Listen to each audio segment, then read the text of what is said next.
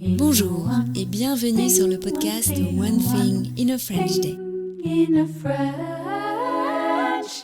Aujourd'hui, vendredi 2 août 2024, cet épisode, le numéro 2399, s'intitule « Nicolas, trouver l'équilibre entre s'informer, étudier et se déconnecter », deuxième partie. J'espère que vous allez bien et que vous êtes de bonne humeur. Je m'appelle Laetitia, je suis française, j'habite près de Paris et je vous raconte au travers de ce podcast un petit bout de ma journée. Vous pouvez vous abonner pour recevoir le transcript, le texte du podcast sur onethinginafrenchday.com. Le transcript existe en 2 versions, le texte tout seul ou le texte avec notes. L'abonnement commence à partir de 3 € par mois. Nicolas, trouver l'équilibre entre s'informer, étudier et se connecter, deuxième partie. Dans le premier épisode de cette conversation avec Nicolas, il nous a parlé de sa lecture du Comte de Monte Cristo, le célèbre roman d'Alexandre Dumas, qu'il est en train de lire, mais aussi des élections européennes. Reprenons la conversation. Il y a d'autres sujets contemporains qui t'inquiètent un peu ? L'écologie, forcément. Pour revenir à ce qu'on disait sur les législatives, je trouve ça dommage que l'écologie soit un parti particulier et pas un programme qui, à mon sens, devrait être universel parce que c'est un programme qui concerne tout le monde. Qu'on soit de gauche, qu'on soit de droite, qu'on soit centriste, qu'on soit pas forcément politisé, c'est quand même quelque chose qui surpasse, à mon avis, la politique et la sphère du débat. C'est forcément quelque chose d'assez nouveau à l'échelle de l'humanité, je pense, de se remettre autant en question sur sa façon de produire, sur la façon de consommer. Mais à mon sens, c'est quelque chose d'assez nécessaire et je pense que ma génération est relativement touchée par ce sujet et on s'interroge, on se pose des questions, on se renseigne. Donc c'est un sujet qui me touche, oui, c'est sûr. Et dans tes études, est-ce que c'est un sujet qui est présent ?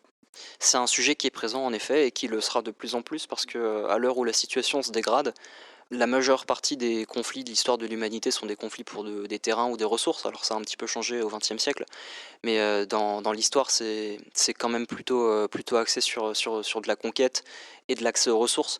Et l'accès aux ressources va être de plus en plus difficile, notamment pour l'eau. On s'inquiète de plus en plus d'une guerre à venir pour l'eau, notamment au Moyen-Orient, dans les pays en grand stress hydrique. Donc oui, c'est forcément présent et je pense que ça tendra à le devenir de plus en plus. Et comment est-ce que tu arrives justement à relativiser ? Parce que ça peut devenir tellement stressant que ça devient difficile de vivre.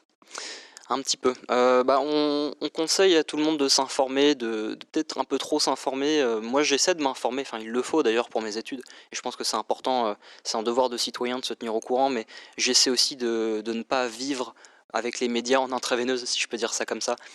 La pratique des hobbies, les passions, les activités, quelles qu'elles soient, sont une bonne façon justement de se déconnecter, de se changer les idées.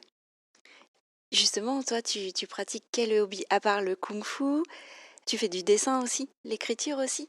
J'écris beaucoup, enfin, c'est quelque chose qui me plaît beaucoup. J'écris principalement de la science-fiction et du fantastique, ce que je lis en majorité d'ailleurs, comme je le disais. C'est une façon de s'échapper, c'est une façon de vivre dans un univers qui n'est pas forcément meilleur que le nôtre et qui peut-être nous fait relativiser sur le nôtre d'une certaine façon, ou qui au contraire, quand il est joli, nous fait voyager. Et je pense que c'est quelque chose de nécessaire et j'invite tout le monde à trouver justement sa passion, que ce soit l'écriture, le dessin, le sport, peu importe en fait, mais l'idée étant de s'échapper, de se trouver aussi son univers à soi dans lequel on se sente bien. Moi, je pense que c'est très inspirant ce que tu viens de dire pour les auditeurs et surtout ceux qui apprennent le français et pour qui le français, c'est leur passion, leur univers. Il y a tellement de choses à découvrir. Et pour toi, l'avenir proche, c'est quoi ? La suite des études ? C'est une très bonne question. Là, je pars 6 mois en échange à l'étranger en janvier 2025 pour 6 mois donc. Au-delà, donc je ferai mon master si j'obtiens mon diplôme. Après, quel master, telle est la question, je ne sais pas encore. Il y a plein d'opportunités qui s'ouvrent à moi, plein de possibilités, plein de choses qui m'intéressent aussi.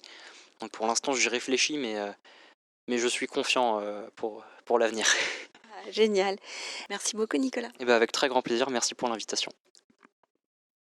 Si vous trouvez que Nicolas est sympathique et que cette conversation vous a plu, je vous invite à lui envoyer un message par email à frenchday@gmail.com ou bien par Instagram ou Facebook. Les retours que vous pouvez faire sont extrêmement appréciés et attendus. One Thing in a French Day, c'est fini pour aujourd'hui. Je vous souhaite à tous de passer un très bon week-end et nous nous retrouvons dès lundi pour une 3e conversation estivale, cette fois avec Garance. À très bientôt, au revoir.